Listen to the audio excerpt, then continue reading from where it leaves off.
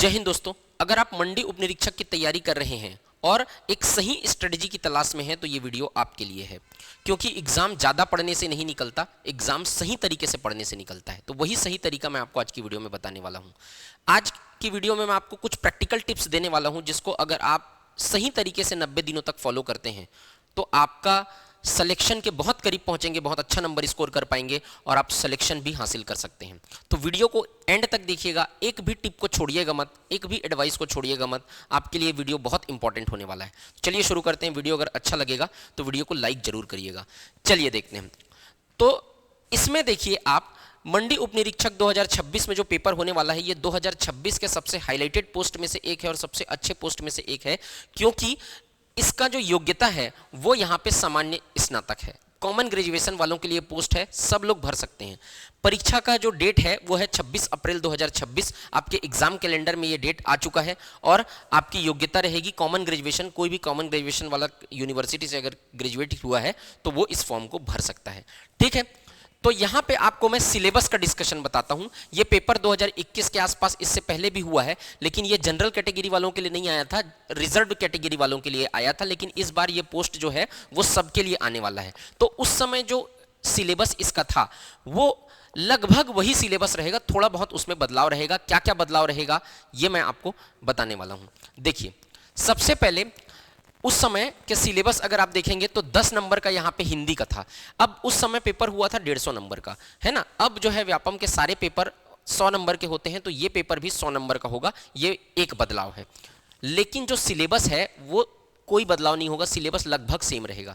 तो ये हिंदी का 10 नंबर का आया था उस समय, इंग्लिश उस समय 10 नंबर का आया था, मैथ्स 30 नंबर का आया था उस समय, देखिए आप, है ना। मैथ्स के बाद रीजनिंग उस समय 15 नंबर का आया था। 35 नंबर का इसमें क्या रहता है, सामान्य ज्ञान, जीएस रहता है, जो इंडिया जीएस रहता है वो उसमें सारे polity, Indian history, Indian geography, economics, science, ये सब आ जाता है। उसके बाद करंट अफेयर्स आया था 15 नंबर का उस समय, और उसके बाद लास्ट छत्तीसगढ़ का सामान्य जानकारी उस समय 15 नंबर, छत्तीसगढ़ जीएस आया था, और कंप्यूटर आया था 20 नंबर का। तो इसमें ये सारे 8 सब्जेक्ट उसमें आए हुए थे।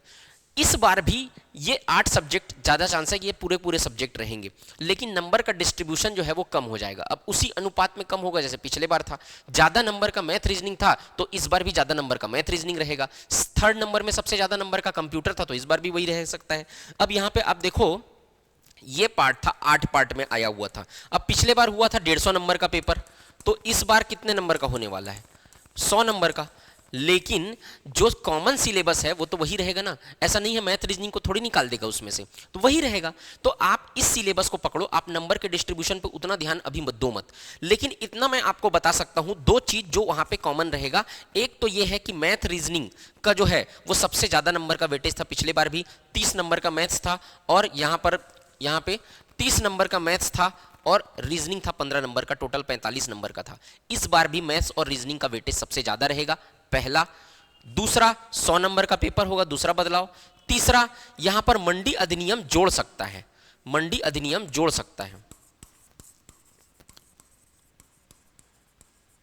ठीक है, इसकी पॉसिबिलिटी है कि क्योंकि कोई भी पेपर हो रहा है स्पेशल, तो हर में कुछ ना कुछ, जैसे कि परिवहन आरक्षक का पेपर है उसमें यातायात नियम जोड़ सकता है, उसमें यातायात नियम वाला, वैसे इसमें मंडी अधिनियम भी ऐड हो सकता है, इसकी चांसेस है। तो अब ये तो ज्यादा वेटेज रहेगा ही ना, कंप्यूटर का वेटेज तो रहेगा ही ना। तो ये तो आपको समझ में आ गया कि कॉमन सिलेबस क्या होने वाला है। ऐसा संभव नहीं है कि सिलेबस आने के बाद 1 महीना पहले सिलेबस आएगा, 1 महीना पहले नोटिफिकेशन आएगा, जब जो पेपर डेट है उससे। तो आप अनएक्सपेक्टेड तरीके से 1 महीना पहले पेपर की तैयारी करना तो चालू नहीं कर सकते। आपको कॉमन सिलेबस की तैयारी करनी आज से चालू करनी पड़ेगी। तो ये जो सिलेबस है पिछले बार को रेफरेंस मान के ही आपको आज से तैयारी चालू करनी चाहिए। और ये सिलेबस रहेगा, इसमें 19-20 का फर्क हो सकता है, लेकिन लगभग यही सिलेबस रहेगा। अगर कोई चीज, नया चीज ऐड भी होता है तो आपके पास नोटिफिकेशन आने के बाद जो समय रहेगा उसमें आप नया चीज को पढ़ना, और नहीं ऐड होता है तो आप इतने चीज को पढ़ के बहुत अच्छे से पेपर दे सकते हो और निकाल भी सकते हो पेपर। तो ये आपको इस तरीके से तैयारी करनी है, इस सिलेबस को ध्यान में रखते हुए। अब देखो, मैं कह रहा हूं आपको 90 दिनों तक आपको कैसे तैयारी करनी है। तो मैं जो आपको बता रहा हूं उसमें ऐसे लोगों के बारे में अभी बता रहा हूं जो पूरी तरीके से कोई न जॉब करते हैं और न ही आप प्रॉपर घर में बैठ के तैयारी कर रहे हैं। मान लो जाए जो स्टूडेंट, वो उनके लिए मैं आपको ये बता रहा हूं। जो स्टूडेंट कोचिंग ज्वाइन किए हैं, तैयारी कर रहे हैं, इसमें कुछ थोड़ा बहुत फेरबदल कर सकते हैं। जो स्टूडेंट जॉब कर रहे हैं वो अपने टाइम के हिसाब से इसमें फेरबदल कर सकते हैं। मैं आपको समझाता हूं। देखो, मैं मान के चल रहा हूं, पहले राउंड में मैं ये बता रहा हूं कि पूरी तरीके से फुल फ्लेज्ड कमरे में बंद होकर जो स्टूडेंट तैयारी कर रहा है, नहीं जॉब कर रहा है, नहीं कहीं पे अलग जगह पे कोचिंग जाता है पढ़ने के लिए, तो उनके लिए जो स्लॉट है, अगर कोई भी तैयारी कर रहे हो आप एग्जाम की, तो उसको 4 स्लॉट में बांटना है आपको। 4 स्लॉट अलग अलग स्लॉट में बांटेंगे आप। जैसे कि शुरू का स्लॉट 2 घंटे का, फर्स्ट स्लॉट, सेकंड स्लॉट 2 घंटे का, हर स्लॉट जो है वो 2-2 घंटे का रहना चाहिए। तो शुरू से 8 सुबह से मान लो जाए आप 7 बजे सो के उठते हैं, तो 8 बजे से अगर आप तैयारी करते हैं, देखो इन स्लॉट के टाइमिंग में आप अपने हिसाब से फेरबदल भी कर सकते हो। मान लो जाए कोई स्टूडेंट ज़्यादा देर तक रात को पढ़ता है, सुबह वो देर से उठता है, तो इसमें रात के स्लॉट में आप टाइम बढ़ा लो अपने हिसाब से। तो अपने हिसाब से इस स्लॉट को कस्टमाइज कर सकते हो आप। मान लो जाए आपको शुरू से मन है 9 बजे शुरू सुबह उठ के आप पढ़ना बैठते हो, तो 9 से 11, उसके बाद आगे के स्लॉट को आप आगे कर लीजिएगा। मैं एक आइडियल बता रहा हूं, इसको आप अपने हिसाब से ऊपर नीचे कर सकते हो। जो जॉब करने वाले स्टूडेंट हैं उनको अगर पढ़ने का टाइम 5 घंटा ही मिलता है, तो इसके हिसाब से 5 घंटे को 4 स्लॉट में डिवाइड कर लो अपने हिसाब से। तो आप अपने हिसाब से इसको कस्टमाइज कर सकते हैं। लेकिन मैं एक आइडियल सिचुएशन बता रहा हूं आपको कि ये जो स्लॉट है वो 2 घंटे का है आपका, फिर उसके बाद ये स्लॉट 2 घंटे का है, उसी बाद ये स्लॉट 2 घंटे का, और ये 7 स्लॉट 3 घंटे का। अब देखो, मान लो जाए 8 से 10 बजे के बीच 2 घंटे का एक स्लॉट रखना है आपको। एक सिटिंग में 2 घंटे पढ़ना है। 1 घंटे के बाद 5 से 10 मिनट का आप ब्रेक भी ले सकते हो, उससे ज़्यादा नहीं होना चाहिए, ठीक है। तो मैं ये कह रहा हूं कि जो सब्जेक्ट ज़्यादा नंबर का है उस सब्जेक्ट को आप शुरुआत करो उससे। 3 महीना समय है आपके पास। अब यहाँ पर मैथ्स और रीजनिंग आपको समझ में आ गया कि व्यापम के सब पेपर में इसका वेटेज सबसे ज़्यादा रहता है। चाहे आप अमीन पटवारी देख लो या कोई भी, पिछले बार भी इस एग्जाम में इसका वेटेज सबसे ज़्यादा था। तो इसको आप सबसे ईमानदारी से, सबसे ज़्यादा टाइम देके और अच्छे से आप कवर करो। मैथ, रीजनिंग और कंप्यूटर, व्यापम कोई भी पेपर निकालने के लिए ये 2 सब्जेक्ट रामबाण हैं। तो सबसे पहले आप इसी को उठाओ, और ये 2 स्लॉट में, जो सुबह का 2 स्लॉट है, उसमें आप मैथ रीजनिंग को पढ़ो एक साथ, और इसके बाद ये शाम का जो 2 स्लॉट बनाया है उसमें आप कंप्यूटर को पढ़ो। तो इस तरीके से आप 2 सब्जेक्ट को एक साथ लेके चल सकते हो। आपको मन है 3 सब्जेक्ट को एक साथ लेके चलने का, मान लो जाए किसी का मैथ रीजनिंग बहुत स्ट्रांग रहता है, तो वो उसको एक स्लॉट में पढ़े 2 घंटा बस, जो 4 घंटा है वो ना पढ़े, और दूसरे स्लॉट में जो उसका वीक पोर्शन है उसको रख ले। मैं ये कह रहा हूं कि स्लॉट बनाओ, आप 3 से 4 स्लॉट बनाओ, और उसमें एक दिन में मिनिमम 2 सब्जेक्ट को लेके चलो। एक सब्जेक्ट को पूरा दिन भर पढ़ने का जरूरत नहीं है। एक दिन में कम से कम 2 सब्जेक्ट, मैक्सिमम आप 3 सब्जेक्ट भी ले सकते हो। ना बहुत ज़्यादा सब्जेक्ट एक दिन में लेके चलने का जरूरत है, 4-5 तो एक ही दिन में पढ़ ले रहे हो, ऐसा नहीं। ना बहुत कम, यानी एक ही सब्जेक्ट, बोर हो जाओगे। मिनिमम 2, मैक्सिमम 3, आप अपने हिसाब से कस्टमाइज कर लेना, आप लेके चलो। ये देखो शुरुआत में कि जिसका ज़्यादा नंबर का वेटेज है उसको पहले मेरे को लेके चलना है। जैसे मैथ, रीजनिंग और कंप्यूटर, तो आप 2 भाग में बांट लो उसको, और उसको पढ़ो। पहले थ्योरी पढ़ो, उसके बाद एमसीक्यू बनाओ, प्रीवियस ईयर क्वेश्चन का एमसीक्यू का एमसीक्यू बुकलेट ले लो, और जो टॉपिक आप पढ़ रहे हो उस टॉपिक से रिलेटेड पूरे एमसीक्यू क्वेश्चन सॉल्व करो पहले, उसके बाद उस टॉपिक को छोड़ के आगे बढ़ो। तो इस तरीके से आप अपनी पढ़ाई को कस्टमाइज करेंगे अगर, तो आपको सिलेक्शन से कोई नहीं रोक सकता है। लेकिन ध्यान रखना कि जो डेडिकेटेड तैयारी आप स्लॉट बांट रहे हो उसमें आप उस तैयारी को पूरी करो, ईमानदारी से उसको फॉलो करो। ब्रेक लेते रहना है बीच बीच में। 2 घंटे का एक स्लॉट बनाना है, 1 घंटे के बाद 5 से 10 मिनट का ब्रेक लेके आगे आप स्लॉट को इस तरीके से डिवाइड कर सकते हो। 5 बहुत इंपॉर्टेंट पॉइंट्स बता रहा हूं, जिन पॉइंट्स को आपको ध्यान रखना है तैयारी के दौरान। क्या क्या पॉइंट्स हैं? पहला पॉइंट, प्राथमिकता के आधार पर तैयारी करनी है। प्राथमिकता के आधार पर तैयारी मतलब प्रायोरिटी के आधार पे, मतलब कौन से सब्जेक्ट का वेटेज ज़्यादा है उसकी तैयारी पहले चालू करनी है, उसको समय ज़्यादा देना है। जैसे मैथ्स, रीजनिंग और कंप्यूटर, ये 3 सब्जेक्ट ऐसे हैं जिसमें सबसे ज़्यादा वेटेज है। इसमें पूरा देखो 100 नंबर का होगा, फिर भी ये 3 सब्जेक्ट का वेटेज ज़्यादा रहेगा। उसके बाद आप देखो भारत का सामान्य ज्ञान जो है वो आया पिछले बार 15 नंबर का ही है ना, लेकिन ये नंबर कम आता है, लेकिन सब्जेक्ट इसमें ज़्यादा है। इसमें सब्जेक्ट ज़्यादा है, मतलब एक भारत का सामान्य ज्ञान में अगर आप बोल दो ना, तो इसमें 5-7 सब्जेक्ट आ जाते हैं। तो इसको जो है, इसमें भी इंपॉर्टेंट सब्जेक्ट कौन से हैं? हिस्ट्री, ज्योग्राफी और पॉलिटी। ये 3 सब्जेक्ट बहुत इंपॉर्टेंट है, जहाँ से ज़्यादा सवाल आते हैं, तो आप इसको उस हिसाब से पढ़ो। छत्तीसगढ़ अकेले 15 नंबर का आता है, ये एक ही सब्जेक्ट है लेकिन 15 नंबर का आता है। तो छत्तीसगढ़ मैथ, रीजनिंग और कंप्यूटर के बाद तीसरे नंबर का सबसे इंपॉर्टेंट सब्जेक्ट बन जाता है। तो आप उसके बाद इसको चालू करो, इसके बिना आप पेपर नहीं निकाल सकते। तो ऐसे देख लो कि ज़्यादा नंबर का कौन सा आता है। हिंदी और इंग्लिश को बहुत से स्टूडेंट कम आंकते हैं और लैंग्वेज है, इसको क्या करेंगे, इसको तो ऐसे ही बन जाएगा, लेकिन ये आपका गेम चेंजर साबित होता है, तो इसको छोड़ना नहीं है। हिंदी इंग्लिश का तैयारी बहुत अच्छे से करो, ये आपका नंबर स्कोर करेगा। तो मैं ये कह रहा हूँ, उसके बाद करंट अफेयर्स की तैयारी, मैं ये कह रहा हूँ कि प्रायोरिटी सेट करो। जो ज़्यादा नंबर का आता है, ज़्यादा इंपॉर्टेंट है, उसको ज़्यादा समय दो, पहले तैयारी करो। जो कम नंबर का आता है या ज़्यादा है, 15 नंबर का ही सब्जेक्ट है 7, उसको थोड़ा सा बाद में पढ़ना या थोड़ा सा इंपॉर्टेंट चीज़ों को पढ़ना। सब्जेक्ट कोई भी छोड़ के नहीं जाना है, टॉपिक छोड़ सकते हो, सब्जेक्ट नहीं छोड़ना है कोई भी, ठीक। तो प्राथमिकता के आधार पर तैयारी करना है। दूसरा, सिलेबस को बुक से नहीं, क्वेश्चन से देख के समझना है। मतलब कि सिलेबस को, अपन सिलेबस को देख के, मैं बता दिया टॉपिक कौन कौन सा आने वाला है, कौन कौन सा सिलेबस 10 नंबर का क्या आ रहा है, 20 नंबर का क्या आ रहा है, केवल उसको नहीं देखना है। आपको देखना है पिछले 10 साल में व्यापम पीएससी के पेपर में उस पर्टिकुलर सब्जेक्ट के किस टॉपिक से ज़्यादा सवाल आए हैं, किस टॉपिक से किस तरीके के सवाल आए हैं। सबसे पहले क्वेश्चन बुकलेट उठाओ और पिछले 10 साल के पेपर का एनालिसिस करो कि कौन से टॉपिक से कौन सा क्वेश्चन आया हुआ है, कौन से टॉपिक से ज़्यादा क्वेश्चन आया हुआ है, कौन से टॉपिक से कम क्वेश्चन आया हुआ है, उसको लिखो। किस तरीके का क्वेश्चन आता है, क्वेश्चन के नेचर को समझो। तो सिलेबस का मैं जो पीडीएफ दिखाया हूँ सिलेबस का, उससे देख के सिलेबस को नहीं समझना है। सिलेबस को किससे देख के समझना है, एमसीक्यू बुक, पीवाईक्यू देख के समझना है। पीवाईक्यू, प्रीवियस ईयर क्वेश्चन देखना है।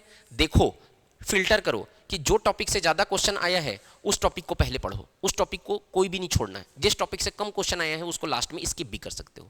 मैं फिर से रिपीट कर रहा हूँ, सब्जेक्ट स्किप नहीं करना है, सब्जेक्ट नहीं छोड़ना है। टॉपिक को आप कस्टमाइज कर सकते हो, कोई टॉपिक से क्वेश्चन ही नहीं आ रहा है उसको आप छोड़ सकते हो। कैसे पता चलेगा, पीवाईक्यू देख के। अभी हाल ही में जो पेपर हो रहा है उसको देखो, अमीन पटवारी का भी पेपर हुआ है, इसके पहले जो पेपर हुआ था, एडीओ में जीएस कैसा आया था वो देखो, छत्तीसगढ़ कैसा आया था वो देखो, सब देखो, पेपर एनालिसिस करो, व्यापम का पैटर्न क्या है उसको पकड़ो और उसको देख के तैयारी करो। बहुत अच्छे से तैयारी होगा आपका। जैसे कि अभी व्यापम का पैटर्न है, सीक्वेंस वाले सवाल आ रहा है, सीक्वेंस वाले सवाल को छोड़ना नहीं है। अभी आया है अमीन पटवारी में, इन मॉडर्न इंडिया से जो क्वेश्चन आया है पूरा सीक्वेंस से जमाओ घटनाओं को करके आया है। जब आप देखोगे तभी तो आप पकड़ पाओगे पैटर्न को, उस तरीके से तैयारी करना है। फिर से रिपीट कर रहा हूं, ज्यादा पढ़ने से पेपर नहीं निकलता, सही तरीके से पढ़ने से पेपर निकलता है, ठीक है। तीसरा, बुक कम और रिवीजन ज्यादा। कुछ स्टूडेंट क्या करते हैं, एक एक सब्जेक्ट का 6-6 बुक उठा लेते हैं, पढ़ तो लेते हैं, रिवीजन कुछ नहीं कर पाते। तो एक बुक को 6 बार पढ़ना है, बजाय इसके कि 6 बुक को एक बार पढ़ो। कोई अच्छा ऑथेंटिक सोर्स लो, प्रामाणिक सोर्स से पढ़ना है, क्योंकि आप उससे दावा आपत्ति कर सकते हो। ये पूरा प्रामाणिक सोर्स वाला पूरा वीडियो चैनल पे डला हुआ है, वीडियो सर्च करके देखना, वहाँ पे आपको मिल जाएगा कौन सा सब्जेक्ट से कौन सा बुक पढ़ना है। ये बार बार बताने का जरूरत भी नहीं पड़ना चाहिए, जो नए स्टूडेंट हैं वो देख लीजिएगा उस वीडियो को। ऑथेंटिक सोर्स से पढ़ना है, एक बुक को बार बार पढ़ना है और पीवाईक्यू सॉल्व करना है, बस इतना ही इसका तरीका है। जो नोट्स बना सकते हो वो नोट्स बनाओ, बस इसका कोई दूसरा तरीका नहीं है। सेट डेली टारगेट, हम क्या करते हैं 3 महीने का एक साथ टारगेट सेट करते हैं, 1 महीने का एक साथ टारगेट सेट करते हैं। जब नहीं टारगेट पूरा होता है तो डिमोटिवेशन आता है। आपको करना क्या है, छोटे छोटे टारगेट सेट करो, स्मॉल टारगेट सेट करो, 1 दिन का टारगेट सेट करो। ये स्लॉट मैं जो बताया हूं उसके हिसाब से आप 1 दिन का टारगेट सेट करो ना, कि इतने आज के दिन में मेरे को इतना चीज पढ़ना है, बस इतना चीज पढ़ता है। ये आप अगर फुलफिल करते हो 1 दिन का टारगेट, तो दूसरे दिन आपको मोटिवेशन मिलता है कि मैंने कल का टारगेट अचीव कर लिया था। दूसरा दिन आप फिर दूसरा टारगेट सेट करो, सुबह उठो, अपने डायरी में लिखो कि आज मुझे क्या क्या सब्जेक्ट पढ़ना है। तो दिन भर आप क्या क्या सब्जेक्ट पढ़ोगे वो 1 दिन में आप सुबह लिख लिए, क्योंकि वो 1 दिन का टारगेट है, उसको पूरा करो। आपको दूसरे दिन कॉन्फिडेंस आएगा कि मैंने 1 दिन का टारगेट पूरा कर दिया, दूसरे रिजल्ट भी तुरंत दिखेगा आपको। तो इससे क्या होता है, मोटिवेशन आता है। 1 महीना का टारगेट बना के रखते हैं, 10 दिन के बाद उस टारगेट को भूल जाते हैं। ये नहीं करना है, स्मॉल टारगेट सेट करने हैं और उसको अचीव करना है। वो जब अचीव होगा तो आपको मजा आएगा, आपको पढ़ने में इंटरेस्ट आएगा, आपको कॉन्फिडेंस बिल्ड होगा। और 5वां मॉक टेस्ट देना है। टेस्ट सीरीज, मैं कह रहा हूं हमारे इंस्टीट्यूट भी टेस्ट सीरीज करवाते हैं, आप हमारे इंस्टीट्यूट ज्वाइन कर सकते हो। अगर आपको हमारा इंस्टीट्यूट में टेस्ट सीरीज ज्वाइन नहीं करना है, कहीं भी ज्वाइन करो, लेकिन मॉक टेस्ट दो, आपके लिए बहुत जरूरी है। टेस्ट सीरीज बहुत ईमानदारी से दो, आपको पता चलेगा कि गलती कहां पे हो रही है। वही चीज पकड़ने का मुख्य मकसद है टेस्ट सीरीज। टेस्ट सीरीज का मुख्य मकसद नंबर लाना नहीं है, टेस्ट सीरीज का मुख्य मकसद है पेपर में दिलाने जाने से पहले आपकी गलतियों को आपके सामने आपका आईना दिखा दे। तो ये अच्छे से दो, ईमानदारी से दो, टेस्ट का एनालिसिस करो, पकड़ो कि कहां कहां पे गलती हुई है, वो पहले ही गलती उसको सुधार के जाओ।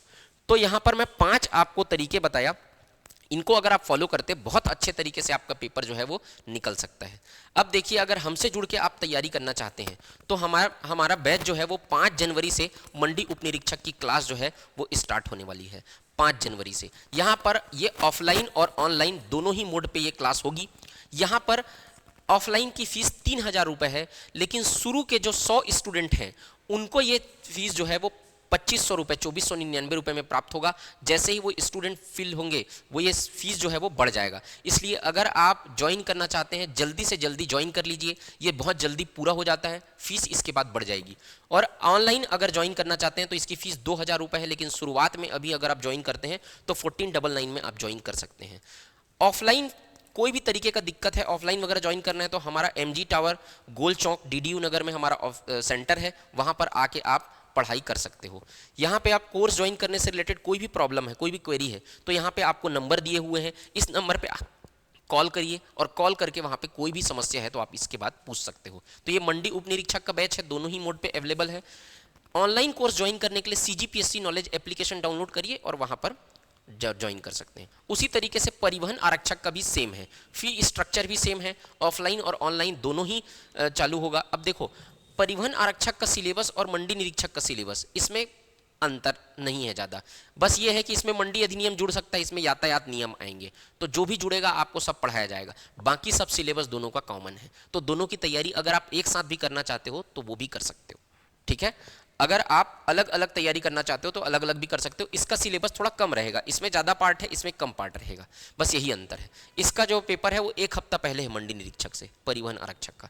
तो इस तरीके से आप अगर हमसे जुड़ के तैयारी करना चाहो तो कर सकते हो। अब मैं जो आपको जो चीज़ें बताया हूँ, ये सारी चीज़ें अगर आप इनको अच्छे से ईमानदारी से फॉलो करते हो तो आपको निश्चित रूप से आपका सिलेक्शन हो सकता है, ठीक है। तो आज का वीडियो सिर्फ इतना ही। अगर आपको वीडियो अच्छा लगा होगा तो ज़रूर लाइक करिएगा, चैनल को सब्सक्राइब करिएगा। कोई भी दिक्कत होगा तो ऑफिस में जो नंबर दिया गया है उससे आप कांटेक्ट करके पूछ सकते हैं, ठीक है। आज की वीडियो में इतना ही, मिलते हैं नेक्स्ट वीडियो में। जय हिंद, वंदे मातरम।